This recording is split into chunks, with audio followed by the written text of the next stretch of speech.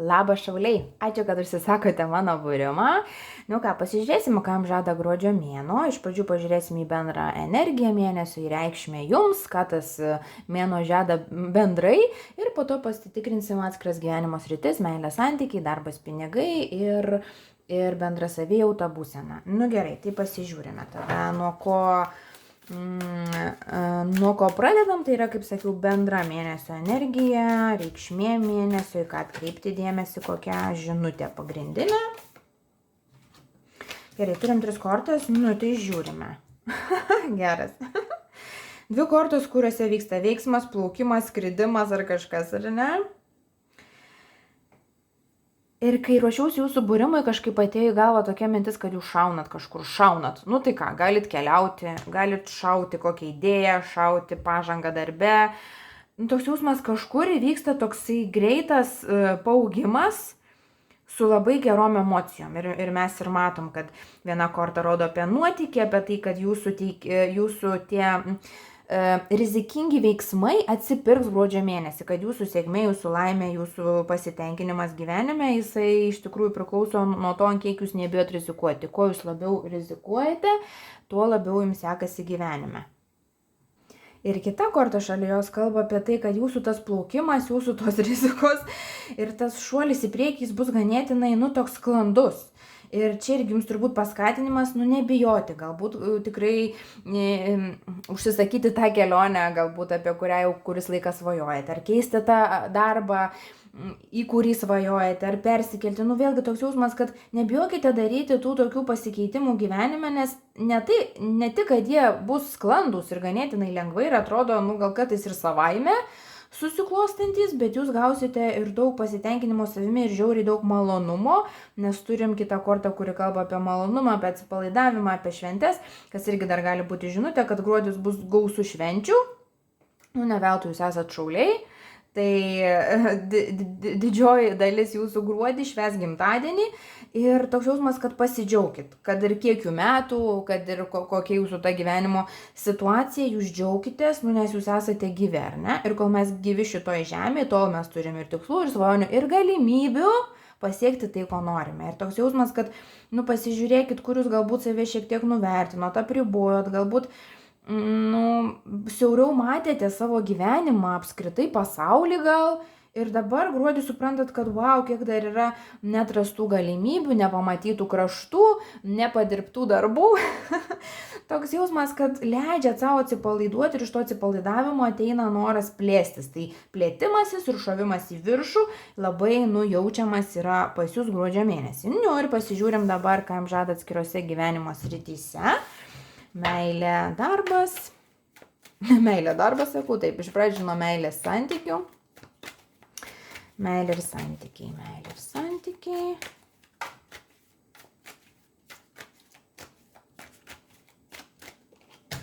Wow. Traukiu kartais 3, kartais daugiau kartų, tai yra kortų, jums pakaks 2, nes viskas yra aišku. Labai puikus mėnuo.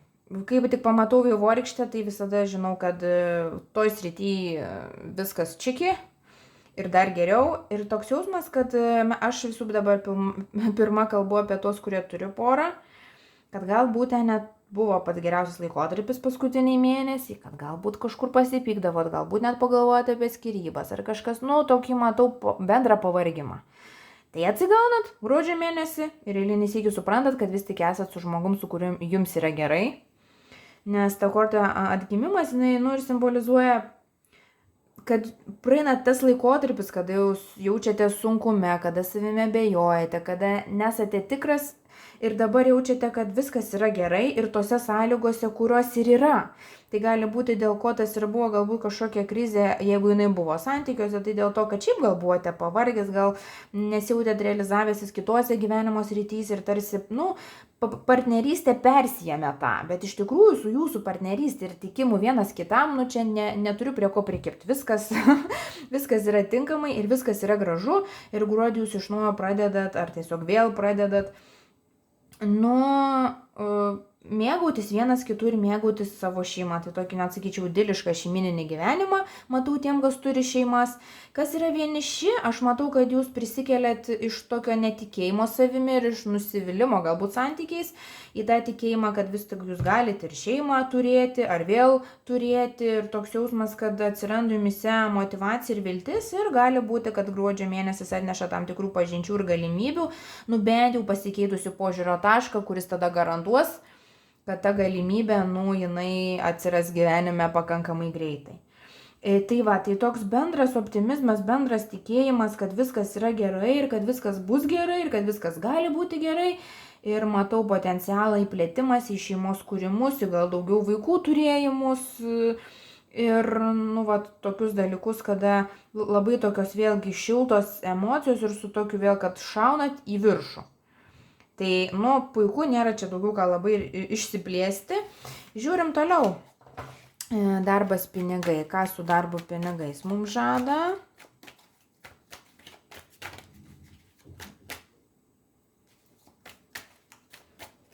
Jaučiu tokį lyg neramumą iš jūsų dėl šito klausimo. Lyg jūs galvojat, ką daryti, ko čia norit. Turim 3 kortas kol kas tiek. 7 kartai, 1 kortą, jinai rodo tokį bandymą išsisukti, turbūt pagrindė nuo darbo, gal biškiuką bandot kažkur mažiau padirbti, negu įsivaizduojat, kad ten reikia, pabėgti nuo atsakomybių, per daug rimtai darbą nežiūrėti. Gruodis bus toks mėnuo, kada darbas tikrai nebus čia svarbiausiai vietoj, kaip jau matom, kelionės, šeima, meilės, pasilinksminimai, gimtadieniai, šitos vietos jums yra svarbiausia ir, nerodo, kad šitą darbą reikėtų galbūt labai ten įkristi, nes tada gali nukentėti kitos gyvenimo sritys, o gruodis jums yra, tiesiog iš šventės mėnuo. Tai čia ir dėl kalėdų, ir dėl gimtadienių, ir dėl visko. Tai toks jausmas, kad neperspauskit savęs darbe, neprisimkit daugiau pareigų, negu jaučiat, kad galit padaryti. Ir dar pas jumis yra bruožas, šiaip kaip čia pasakyti, tradiciškai pas šaulius tas bruožas gali būti ir dabar tą bruožą primena ir gruodžio prognozėje, kada yra polinkis jums pažadėti daugiau, negu jūs realiai galit padaryti. Prisim daugiau darbų, negu galit padaryti. Prisižadat, kad susitiksit su tuo. Ateina laikas, žiūrit, nei noro, nei energijos. Toks irgi tai, ir ne tai, kad jūs žadat iš kažkokios tais blogos vietos ten, jūs tikrai natūraliai manot ir tikit, kad jūs galit padaryti tiek, kiek jūs prisižadat, ar tiek, kiek jūs prisiimat, bet pas jūs tiesiog yra polinkis į viską, šiek tiek gal hiperbolizuoti ir gal kartais net pervertinti, o kitose vietose neįvertinti pakankamai.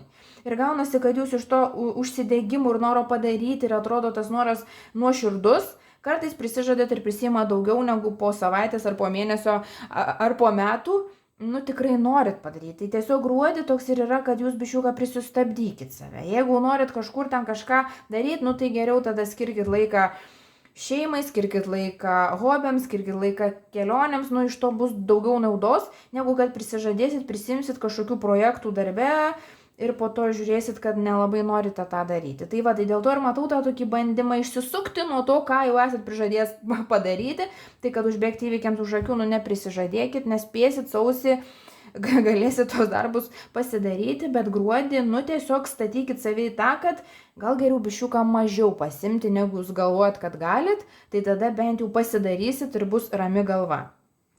Šiaip irgi matau daug bendravimo darbinio, daug tokio susirašinėjimo, bet jis irgi gal nebūtinai apie darbą, bet iš tos pusės, kad darbe reikalai bus, darbe reikalai virs, bet matau, kad daug priklausys nuo to, kaip jūs bendraujat su kolegom, su klientais, jeigu ten kažką pardavinėjat, toks jausmas, kad bus daug daugiau bendravimo, kartu praleisto laiko, negu realiai darbo ir kažkokių tais užduočių atlikimo. Bet sako, kad čia tvarkoj viskas yra, turbūt sausis bus kažkoks darbingesnis laikas, o dabar tiesiog pasimėgauti tuo faktu, kad biškiuką to darbo realiai gal ir mažiau, o jeigu jo nėra mažiau, pasižiūrėkit, jeigu pagal galimybės galite jo pasimažinti, tai būtų labai gerai. Ir dar kas yra kita žinutė, kad irgi, kaip sakiau, tas šovimas į priekį, tas kažkoks vidinis pokytis ir darbe jums jaučiasi, jums gal nebeįdomu, darosi tai, ką darėt anksčiau, gal dėl to ir yra tas bandymas pabėgti, išvengti, nes, anksčiau galėjot, anksčiau buvo įdomu, anksčiau ten galėjot per dieną ten pasidaryti kažkokių 10 darbų, dabar jums nebeįdomu, galite padaryti vos 2. Bet pasižiūrėkit, gal tikrai verta tada priimti pokyčius darbe, nes rodo, kad kiti metai jums tinkamas laikas keisti darbus, keisti sritis, realizuotis į tą pusę, į kur jūs norit. Tai gruodį pasiekit save, kur yra ženklas, kur yra savijauta. Nu, vat, bandykit kažkaip užsifiksuoti, kur ir kas jums nepatinka, pasianalizuokit kodėl, bet man toks jausmas giluminis, kad vis tik atsakymas ateina tas, kad reikės pribręsti pokyčiui keisti darbą. Tie, kas turi darbą, tie, kas neturi darbo, irgi matau, kad jums ateina aiškumas, kad ką jūs norite dirbti, kur jūs norite dirbti, ir gruodį, kad pradedate dirbti, aš dar gal nematau, bet kad jau užsikabinat už idėjos, tai tikrai taip. Bet toks, kad pagrindinis tada realizavimasis į kitus metus persikelia ir jau nuo sausio, o gruodį dar užsibaikite tuos ciklus, tuos procesus, kuriuos turite, užsidarote tą etapą darbo ar nedarbo ir sausį pasižiūrėsim, kas bus toliau. Pinigų bus, nepaisant to, kad galbūt su darbais ten kažkur kažką netiek pasidarysit, matau, kad pinigų bus tam, kam norite. Ir pinigus norėsit skirti šeimai, šventėms, kelionėms. Nu, vat, pasilinksminimą. Gerai, žiūrim dabar, kaip jausitės sveikata. Ant dugno turim 9 monetas, kas rodo, kad tikrai finansinė situacija išsilaiko gera, bet kalbant apie darbą, kad jūsų didieji pinigai gyvenime ateina per savo vis tik kažkokią verslą, veiklą, tai, kai jūs sugalvojat ir pasidarot pats. Tai jums čia tiesiog žinutė į ateitį, jeigu kol kas dar to verslo neturite, žinokit, kad jums verta jį turėti. Gerai, pasižiūrim dabar jūsų sveikatėlę, jūsų emocijos, jūsų pasitenkinimą savim. Turim nemažai kortų. Ar mums tiek reikia? Ne, nereikia. Mums tiek, prašau, mums supaprastinti situaciją. Aiškiai parodyti.